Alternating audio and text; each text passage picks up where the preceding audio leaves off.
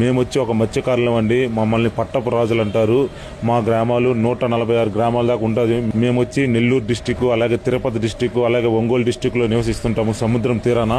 మాకు వచ్చి అన్యాయం జరిగిందండి. ఎందుకంటే మేము ఎంతో కష్టపడి ఒక పడవ తయారు చేసుకుని, ఎంతో కష్టపడి ఒక వలని తయారు చేసుకొని సముద్రం పైకి వేటకి వెళ్తుంటే మా వలలన్నీ లాక్కెళ్ళిపోతున్నారు సార్. కడలూరు బోటు, చెన్నై వాళ్ళు. ఇదో సార్ చూడండి ఎంత దారుణంగా లాగేస్తున్నారు. మేము వేట చేసే ప్రదేశం అది, మేము వల లాగే ప్రదేశం అది. మమ్మల్ని వేట చేయకుండా ఎంత ఒడ్డునొచ్చి లాగేస్తున్నారు, ఎంత దరినొచ్చి లాగేస్తున్నారు. మేము ఏదైనా వేటకెళ్ళాలంటే వేటకి వెళ్లకుండా చేస్తున్నారు. మేము వెళ్ళి వల వదిలితే ఆ వలని లాక్కెళ్ళిపోతున్నారు.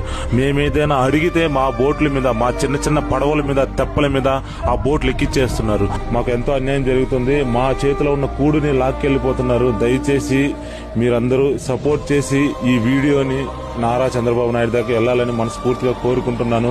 అలాగే పవన్ కళ్యాణ్ దాకా వెళ్ళాలని కోరుకుంటున్నాను. ప్లీజ్ దయచేసి సపోర్ట్ చేయండి. మరీ ధరిని వచ్చి లాగేస్తున్నారు. మమ్మల్ని వేట చేయకుండా ఆపేస్తున్నారు.